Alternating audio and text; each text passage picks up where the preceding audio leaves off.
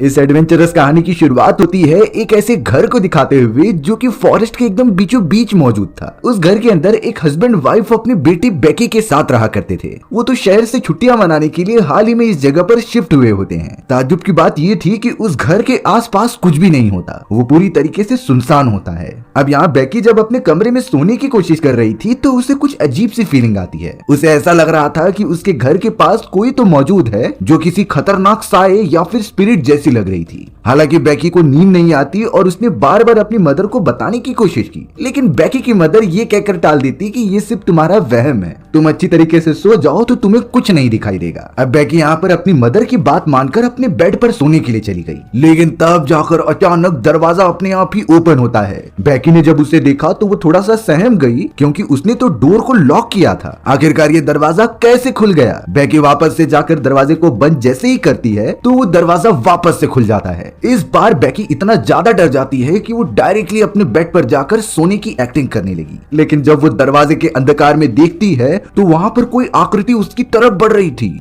दरअसल ये कोई खतरनाक शैतानी डीमन है जो कि उस जगह पर रहता था और अब बेकी को वो पकड़ने की कोशिश करता है। बेकी चिल्लाती और चीखती है लेकिन उसकी आवाज कोई नहीं सुन पा रहा था। उस खतरनाक डीमन ने बेकी के पैर पकड़े और सीधा अंधकार की तरफ खींच लिया। बेकी का क्या होता है इसका कुछ पता ही नहीं चला। अगले दिन जब यहाँ पर बेकी के मॉम एंड डैड ब्रेकफास्ट के लिए तैयार हो रहे थे तो बेकी वहाँ पर आ जाती है, लेकिन उसके चेहरे पर ज्यादा कुछ एक्सप्रेशंस दिखाई नहीं दे रहे थे। बेकी के फादर तो उसे डेस्क पर बैठकर ब्रेकफास्ट करने के लिए कहते हैं और उसके ऊपर थोड़ा सा गुस्सा करते हैं, लेकिन तभी अचानक बेकी जो एकदम अजीब तरीके का बिहेव कर रही थी वो पास ही में पड़े एक नाइफ को उठाती है और सीधा अपने फादर के बॉडी में मारने लगती है। ये इतना ज्यादा डरावना था कि इस सीन को दिखाना मुश्किल होता है। हमें तो बेकी का चेहरा भी दिखाया गया जिससे कि पूरा डीमन ने पोसेस कर लिया था। वो डीमन के कंट्रोल में बेकी अपने फादर को नीचे गिरने के बावजूद भी लगातार स्टैब करते जा रही थी। बेकी के फादर वहीं पर तड़पते तड़पते अपनी जान छोड़ देते हैं। थोड़ी देर बाद जब बेकी की मदर वहां आकर ये पूरा सीन देखती है तो वो एकदम से दंग रह गई।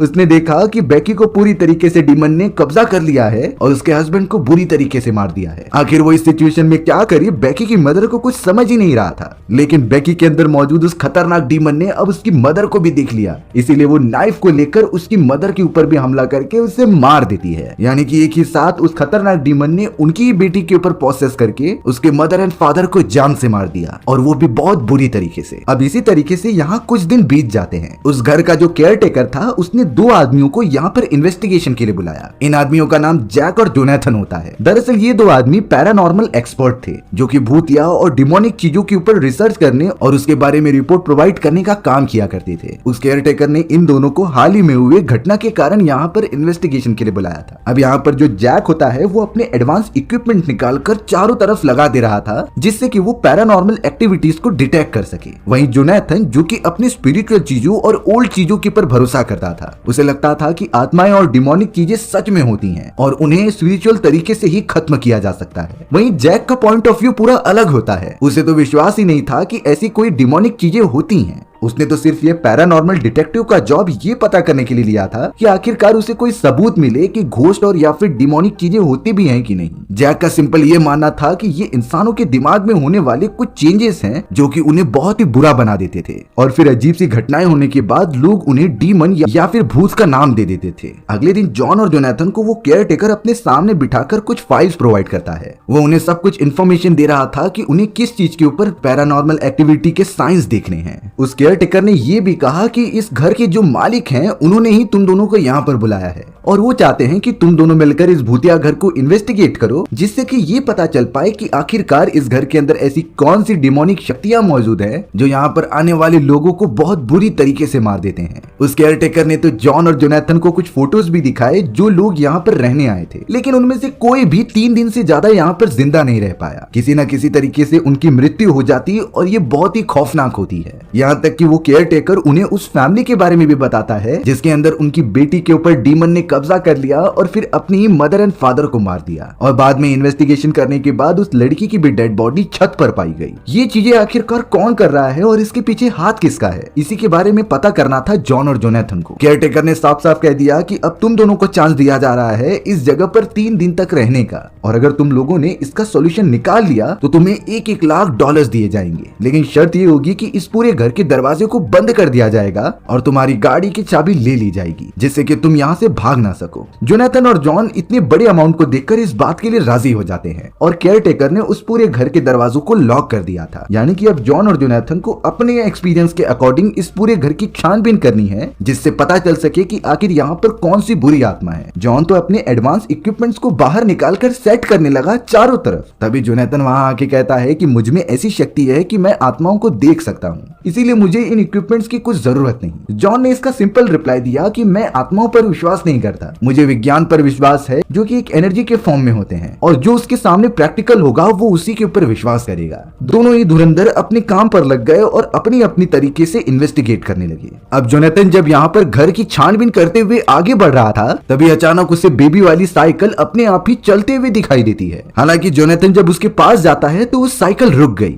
जिससे कि जोनाथन को लगने लगा कि शायद ये हवा की वजह से आगे बढ़ रही हो। वहीं दूसरी तरफ जॉन भी अपनी इन्वेस्टिगेशन स्टार्ट कर चुका था। वो ट्रेवल करते हुए ऊपर वाले कमरे में चला जाता है जहाँ पर बेकी नाम की उस छोटी लड़की की डेड बॉडी मिली थी। जैसे ही वो अंदर की तरफ जाके देखने लगा तो वो दरवाजा अपने आप ही बंद हो रहा था। जॉन जब उस चीज को देखता है तो उसे लगा कि शायद ये दरवाजा खराब हो चुका है, लेकिन जैसे ही वो दूर जाने लगा तो वो दरवाजा अपने आप ही बंद हो गया। ये चीजें जॉन को थोड़ा सा चौंका देती हैं। हालांकि उसने अपने डिवाइसेस पर भी नोटिस किया कि इसमें फ्लक्चुएशन हो रहे हैं कि नहीं, और उसे सच में कुछ फ्लक्चुएशन दिखाई दे रहे थे। जॉन को ये नहीं समझ में आता क्योंकि उसने अपनी सारी इन्वेस्टिगेशन रात होने पर की थी और जितना उसे पता था कि सारे डीमन और भूत रात के समय ही बाहर निकलते हैं, लेकिन उसे दिन के समय ही इतने ज्यादा वाइब्रेशंस मिल रहे थे। इसीलिए जॉन सोचने लगा कि ये शायद फॉरेस्ट के मैग्नेटिक फोर्स की वजह से हो रहा है, जिससे कि मेरे डिवाइसेस अच्छे से काम नहीं कर रहे। अब अचानक जॉन और जोनाथन अपनी इन्वेस्टिगेशन करते हुए एक दूसरे से टकरा कर डर जाते हैं। लेकिन अब यहाँ इकट्ठा होने पर जोनाथन जॉन को एक बहुत ही पुरानी गन दिखाता है जो कि अभी भी काम कर रही थी। तो उन दोनों ने इस गन को अपनी प्रोटेक्शन के लिए रख लिया। दोनों ने अपनी अपनी इन्वेस्टिगेशन की तो थी, और चौंकाने वाली बात होती है कि ना जॉन को जोनाथन पर भरोसा था और ना ही जोनाथन को जॉन पर। अब यहाँ थोड़ी सी रात होने के बाद जोनाथन सीधा चला आता है अपनी रिचुअल परफॉर्म करने के लिए। उसने चारों तरफ कैंडल्स जला दी और एक रिचुअल वाला पाउडर चारों तरफ बिछा दिया। वो एक अजीब तरीके का बोर्ड अपने सामने रखता है जिससे कि आत्माओं से बात की जा सकती थी। हालांकि अब जोनाथन का ये सारी चीज देखने के लिए जॉन भी वहां पर आ गया, क्योंकि उससे भी उसके रिचुअल में रुचि आने लगी थी। जोनाथन ने बताया कि मैं इस घर में मौजूद उस डिमोनिक आत्मा से बात करने की कोशिश करूंगा, और अगर वो यहाँ पर आएगी तो इस बोर्ड की मदद से मुझसे बात करने की कोशिश करेगी। लेकिन कुछ समय तक ध्यान लगाने पर भी वहाँ कोई नहीं आता, जिससे कि जॉन अब जोनाथन की इस ट्रिक का मजाक उड़ाने लगा और उससे कहने लगा कि तुम तो बेकार हो। इस वजह से जोनाथन को भी बुरा लगता है और वो तो अब जॉन की वाइफ के बारे में बोलने लगा कि वो तुम्हें छोड़कर चली गई क्योंकि तुम्हारा नेचर ही वैसा है। जॉन को इससे बहुत गुस्सा आता है और वो जोनाथन को बुरा भला कहकर वहाँ से दुखी होकर चला जाता है। यहाँ पर हमें पता चला कि जॉन की वाइफ बहुत समय पहले मर चुकी थी, वो भी किसी पैरानॉर्मल एक्टिविटी की वजह से। जॉन के पास तो अपनी वाइफ का सिर्फ एक ही लॉकेट होता है जो वो उसे अपने पास रखा करता था। जॉन अपने कमरे में जाकर तुरंत ही सो जाता है, पर यहाँ थोड़ी देर के अंदर जोनाथन जो रिचुअल परफॉर्म कर रहा था उसे महसूस होने लगा कि कोई उसके पास आत्मा मौजूद है, और ये वही डिमोनिक शक्ति थी जो उस घर में मौजूद होती है। वो तो अब जोनाथन की सारी रिचुअल वाले टेक्निक से कनेक्ट होकर उसके बोर्ड के ऊपर कुछ लिख रही होती है, जिसे कि जोनाथन ने कन्वर्ट करके एक बुक पर लिख दिया, और उसमें साफ साफ लिखा था 2 नाइट्स लेफ्ट, यानी कि 2 रातें अभी भी बाकी हैं। जोनाथन ने इससे पहले बहुत सारे पैरानॉर्मल इन्वेस्टिगेशन किए थे,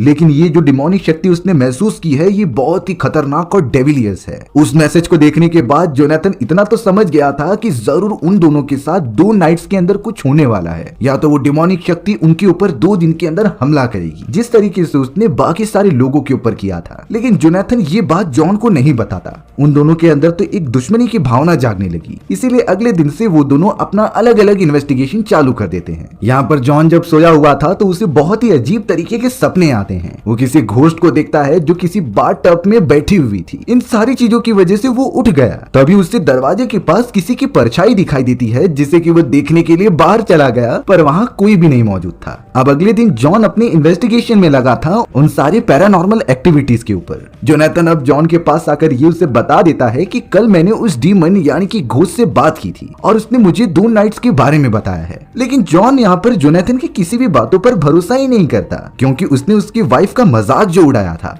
और अब वो पूरी तरीके से अलग हो चुके हैं। जोनाथन ने अब सारी चीजों का पता लगाने के लिए घर के चारों तरफ मोशन सेंसर्स लगा दिए थे, जिससे कि अगर जरा भी कोई यहाँ से वहाँ जाएगा तो उसके बारे में पता चल जाएगा। साथ ही साथ हर कोनों में कैमरास भी लगे थे। पर जोनाथन यहाँ जॉन को एक और बार समझाता है कि तुम्हें विश्वास करना ही होगा, साथ ही साथ हमें थोड़ा सावधान रहना पड़ेगा, क्योंकि आज की रात के बाद उस डिमोनिक शक्ति का हमला और ज्यादा बढ़ जाएगा। अब यहाँ जॉन जब यहाँ पर अपनी इन्वेस्टिगेशन कर ही रहा था तो उसे अचानक किसी के भागने की आवाज आती है। वो जैसे ही किचन वाले एरिया में आया तब उसे कई सारी मक्खियां दीवारों और खिड़कियों पर बैठी हुई दिखाई दी, लेकिन उस जगह पर तो ऐसा कुछ भी नहीं था जिससे कि मक्खियां वहां आकर बैठे। पर तभी अचानक उसे ऊपर वाले स्टेयर्स से उस छोटे लड़की बेकी की आत्मा दिखाई देती है। वो तुरंत ही जॉन को देखकर वहां से दूर भागने लगी। जॉन को सच्चाई पता करनी थी, इसीलिए वो उस आत्मा का पीछा करने लगता है। हालांकि अपस्टेयर्स जाने के बाद वो आत्मा कहीं दूर गायब हो गई और अब तो जोनाथन भी उसके पास आ जाता है, जो कि जॉन से पूछने लगा कि आखिर तुमने क्या देखा। जॉन उसे बताता है कि मैंने उसी बेकी नाम की लड़की की आत्मा देखी। जोनाथन ने उसकी फोटो भी दिखाई, जिसके बाद जॉन उसे कंफर्म करता है कि यही वो लड़की थी। पहली बार जॉन के चेहरे पर थोड़ी सी डर दिखाई देता है, क्योंकि उसने इन सारी चीजों को पहली बार रियलिटी में एक्सपीरियंस किया था।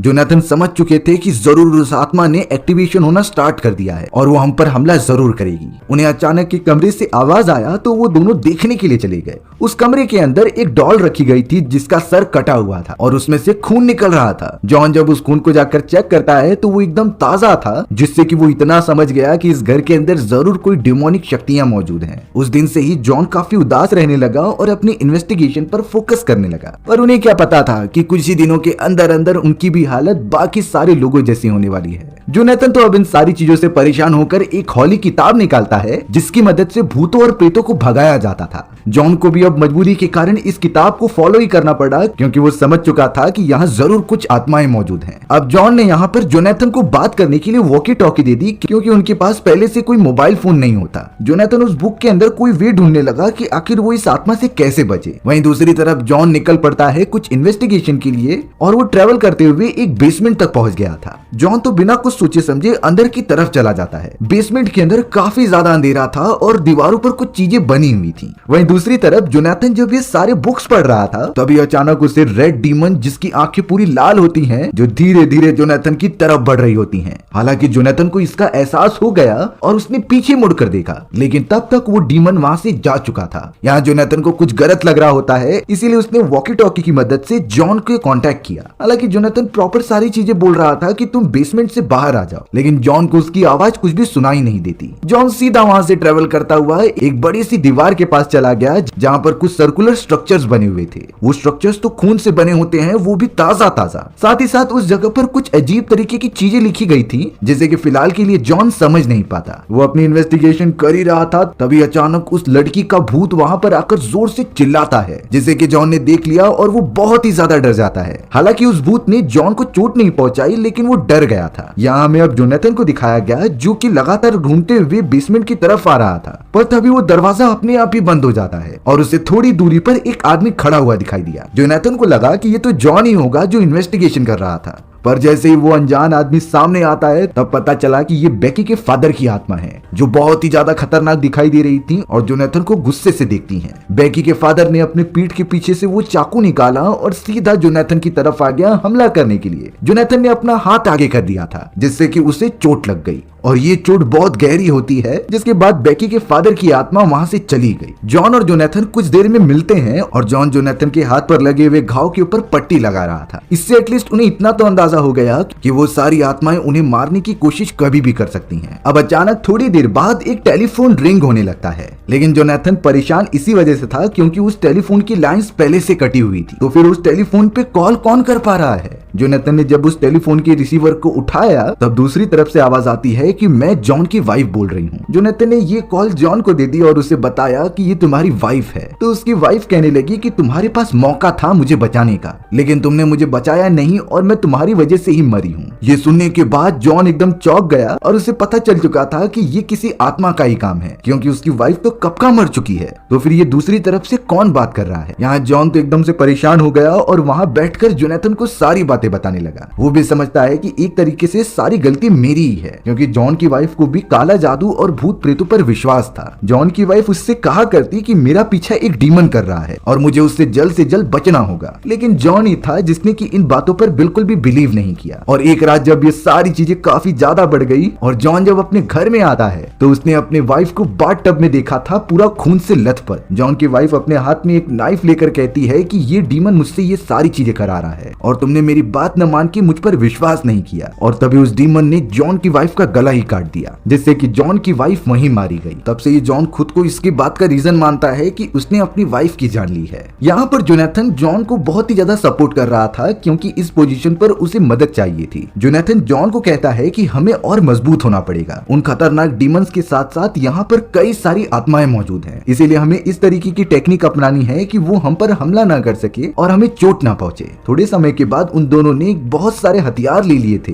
जो कि उस घर में पड़े होते हैं। ये सिर्फ और सिर्फ उनकी प्रोटेक्शन की बात थी, ये सिर्फ और सिर्फ उनकी प्रोटेक्शन के लिए था। अब यहाँ पर जॉन को उन सारी चीजों में एक फोटो फ्रेम दिखाई देती है, जिसके अंदर पूरी फैमिली एक साथ बैठकर फोटो खिंचा रही थी। ध्यान से देखने के बाद उन्हें वो बूढ़ा आदमी वहाँ पर दिखाई देता है जो इस जगह का केयर टेकर था। जॉन और जोनाथन ये नहीं समझ पा रहे थे कि आखिर ये आदमी कितना पुराना है। इन सारी चीजों की वजह से वो दोनों इतना तो समझ गए थे कि वो आदमी मर चुका है और जो केयर टेकर उन्हें यहाँ पर छोड़कर गया था वो जरूर कोई आत्मा है और वो हमें फंसाना चाहती है। जॉन ने तो उस फोटो फ्रेम के अंदर वही सारी चीजें देखी जो उसने बेसमेंट के अंदर देखा था, जिसका साफ साफ मतलब लिखा होता है डीमन का बदला, यानी उनके साथ अब कुछ बुरा घटने वाला है। उस फोटो फ्रेम को देखने के बाद उन्हें कुछ इन्फॉर्मेशन मिलती है कि कई साल पहले इस जगह के ओनर का बेटा बहुत ही ज्यादा क्राइम करता था। उसने इतने सारे लोगों की जान ही ली कि उसे बहुत ही बुरी तरीके से मार दिया गया और फिर शायद उसी आदमी के लड़की की आत्मा एक डीमन में बदल गई, जो शायद से वो रेड डीमन है और लोगों को बहुत बुरी तरीके से मारता है। अब एक तरीके से जॉन जोनाथन उस कमरे के अंदर फंस चुके थे। उन्हें किसी भी हालत में डीमन को यहाँ से खत्म करके बाहर निकलना होगा, क्योंकि सारे दरवाजे तो लॉक्ड हैं। जोनाथन अब जॉन को अपनी एक रिचुअल टेक्निक बताता है और एक सर्कुलर पाथ बनाकर इससे बाहर ना निकलने के लिए कहता है, क्योंकि वो डीमन से कांटेक्ट करने की कोशिश करेगा। थोड़ी देर तक जब जोनाथन एकदम ध्यान में चला गया तो जोनाथन को पीछे से कुछ आवाजें आती हैं। वो तो अब बिना कुछ सोचे समझे उस सर्कल से बाहर निकलकर आवाज के पीछे चला जाता है। नीचे उतरने के बाद जॉन को एक अजीब सी लेडी दिखाई दी जो बहुत ही ज्यादा खतरनाक दिख रही होती है। उसने तो जॉन के ऊपर हमला कर दिया, जिससे कि वो जोर से चिल्लाने लगा। जोनाथन को जब उसकी आवाज सुनाई देती है तो वो भी उसकी मदद करने के लिए चला गया, लेकिन जोनाथन के सामने बेकी की आत्मा मौजूद थी और अब वो दोनों जैसे ही नीचे उतरते हैं तो एक दूसरे से जाकर टकरा गए। जॉन यहाँ पर इतना डर चुका था और कहता है कि मैंने सच में एक आत्मा को देखा। वो दोनों एक दूसरे से बहस करने लगते हैं, तभी अचानक दरवाजा खोलकर उसी खतरनाक लेडी की आत्मा आ गई। जोनाथन काफी डर गया, इसीलिए उसने अपनी बंदूक चला दी, जिससे कि उस आत्मा को गोली लग जाती है और वो वहीं पर गिर गई। जोनाथन समझ चुका था कि जिस तरीके से आत्मा हमें चोट पहुंचा सकती है, हम भी उन आत्माओं की डेड बॉडी को मारकर खत्म कर सकते हैं। इन सारे इंसिडेंट की वजह से जॉन जोनाथन काफी शॉक हो गए, पर इससे बड़ा खतरा तो उनके सामने आ चुका था, जो एक काफी खतरनाक आदमी होता है और उसका चेहरा एकदम भद्दा था। उसकी आंखें तो एकदम लाल हो चुकी थीं। वो खतरनाक जाइंट आदमी जब उन दोनों के ऊपर हमला करने आया तो जॉन एक नुकीले हथियार की मदद से उस पर पलटवार करता है। दोनों पूरी कोशिश कर रहे थे उस खतरनाक आदमी को मारने की, हालांकि वो उसे किसी भी तरीके से रोकने में कामयाब हो जाते हैं, लेकिन अभी भी वो मरा नहीं था, जिसकी वजह से जॉन जोनाथन अपने दूसरी तरफ भागने लगे। जॉन तो ट्रेवल करते हुए एक कमरे में पहुंचता है, जिसने देखा कि एक सोफे के ऊपर आदमी बैठा है और उसकी शक्ल तो बहुत ही ज्यादा खराब थी। वो खतरनाक आदमी तो अब सीधा जॉन के ऊपर हमला करने के लिए बढ़ा, लेकिन जॉन ने अपने प्रोटेक्शन के लिए एक नुकीला हथियार अपने साथ रखा था, जिसे कि उसने डरावने आदमी के पेट में घुसा दिया और वो वहीं पर मारा जाता है। दूसरी तरफ जोनाथन जब ट्रेवल करता हुआ किसी आवाज के पीछे जाता है तो उसे बेकी की आत्मा दिखाई देती है, जो बहुत ही डरावनी थी।